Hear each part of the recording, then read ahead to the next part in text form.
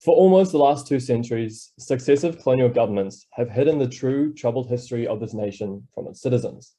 Yet it is our birthright to know where in the mystical land of yesterday we come from. Contrary to popular belief, New Zealand history is nuanced, exciting, and important, littered with the most colourful of characters and unique events. With the forthcoming New Zealand history curriculum for schools nearing its commencement, our nation has a fantastic opportunity. We have the opportunity to finally raise a generation empowered by knowing their history. I was not given this opportunity, neither were my parents or my grandparents, and the results are clear.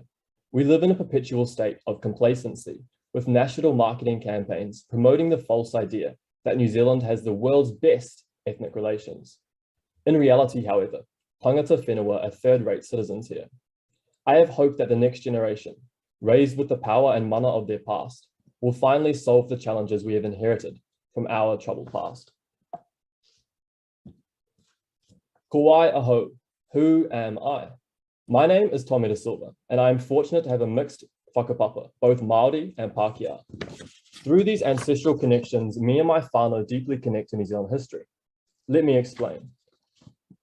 Ko mātuku rea, ko maunga whau, ko puki tapu, ko te pāne a mātoho, me maunga keke te maunga, ko Waikato me awaroa te awa, ko te mānukunuku o Hoturoa te moana, ko Tainui te waka, ko Ngāti Te Ata Waiōhua te iwi, ko Tāhuna te marae, ko Kao me kaumei tuku whānau, ko Tommy tuku whenua.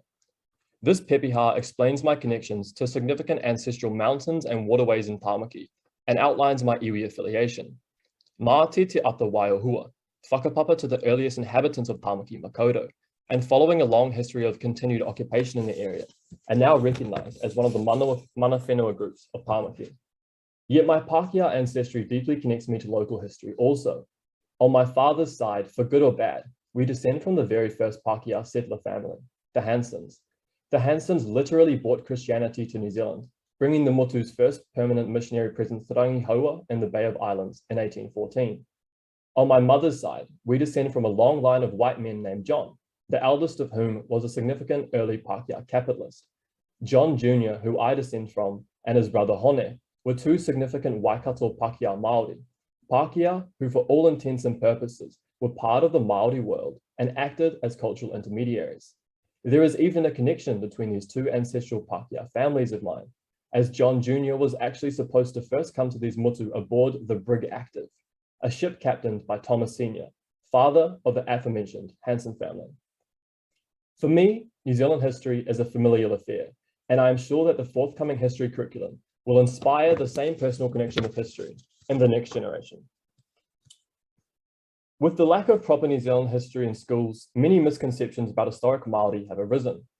For example, people seem to think that historic Māori from up and down the motu behaved and acted exactly the same, or at least very similarly. Another misconception is that historic Māori groups live within rigid and stagnant territories with exclusive access. However, using Ngāti Te Ata as my case study, over the summer, I've been collating evidence to support my argument that historic Māori instead lived fluid lives.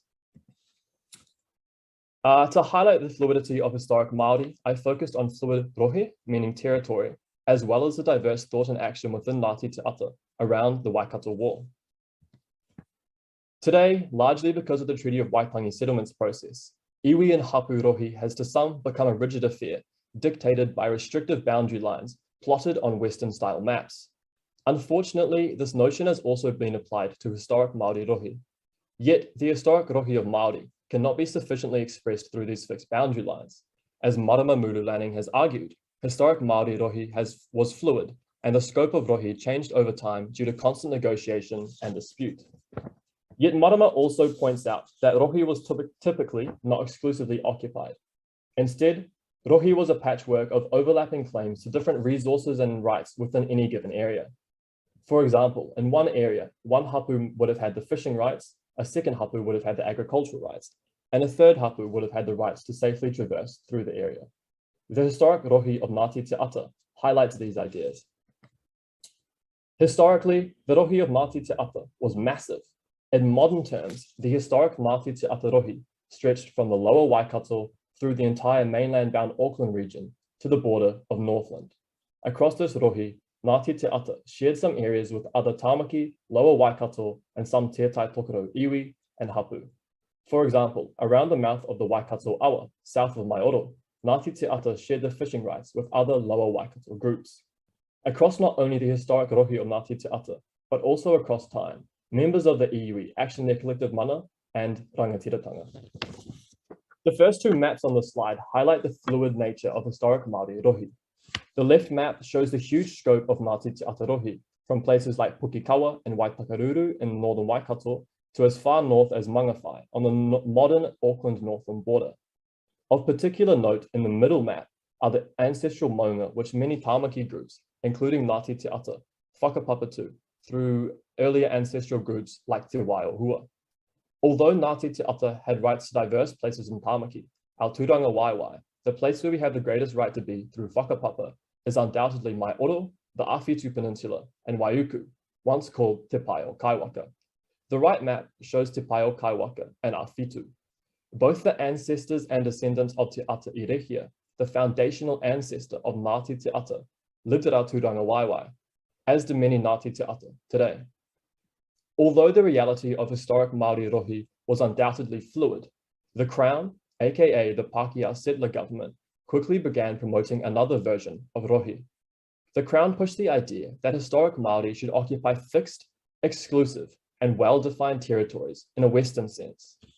To cut a very long story very short, the Crown's redefinition of rohe became the accepted notion through ruthless and indiscriminate military, economic, political, social, and cultural conquest. The Crown's redefinition of rohe was part of its larger quest to steal the whenua from tangata whenua.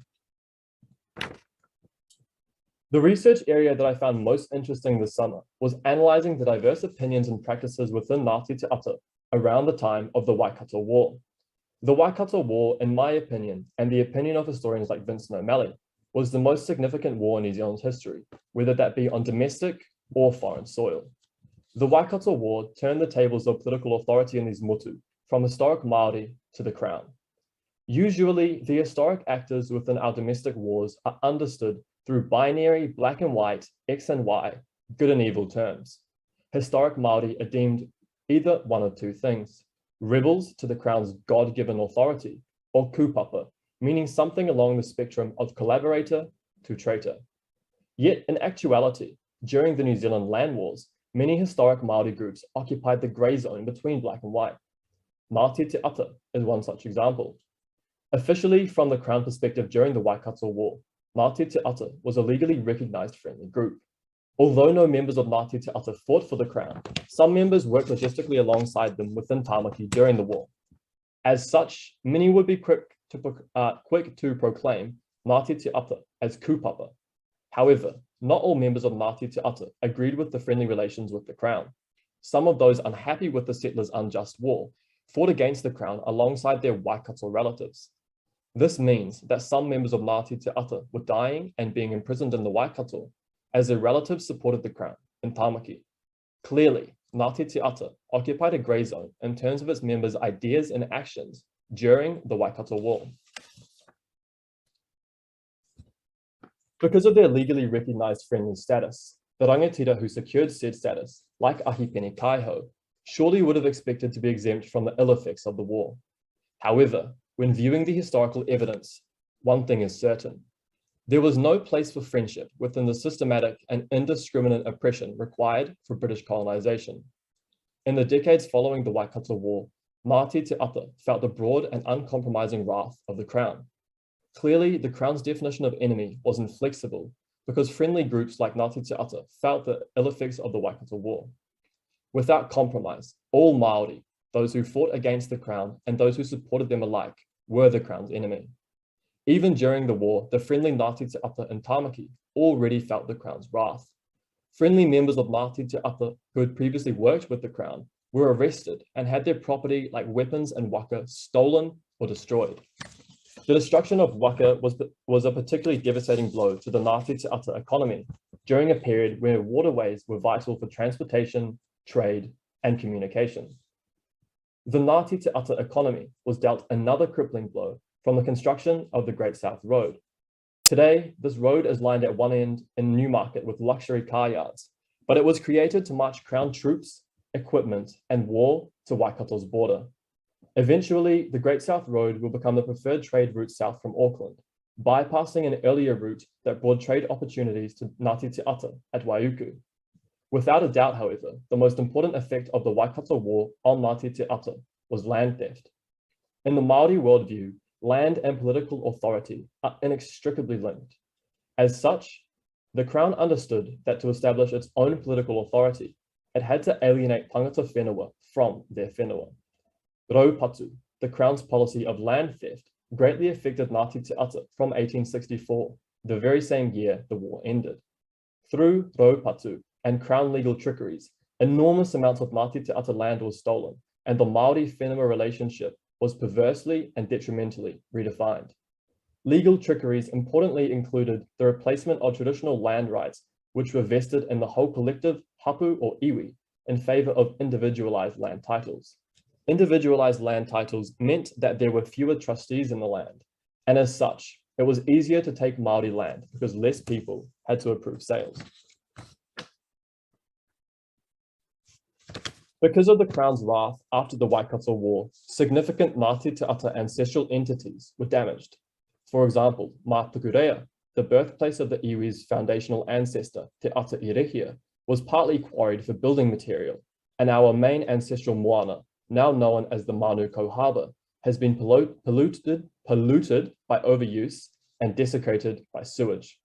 How would you feel if the government decided to dig up your great-grandparents' bones, grind them up for bone meal, and then use their grave as a sewage pond? Over the summer, I have strived to create historical resources for the next generation that exemplify the fluidity of historic Māori, using Ngāti Te Ata as my case study. Fortunately, through the forthcoming history curriculum, we have the opportunity to inspire the next generation to create a better version of our nation. Through learning our history, I am hopeful that our young will say no to the daily racism rampant here, and instead say yes to questioning the status quo that has for 2 centuries purposefully and powerfully deified Pākehā and dehumanized non-Pākehā in these motu. Yet our history is not something that should only be taught to our young. Instead, our history should acceptably inspire dinner table conversations, first date questions, and positive change in New Zealand.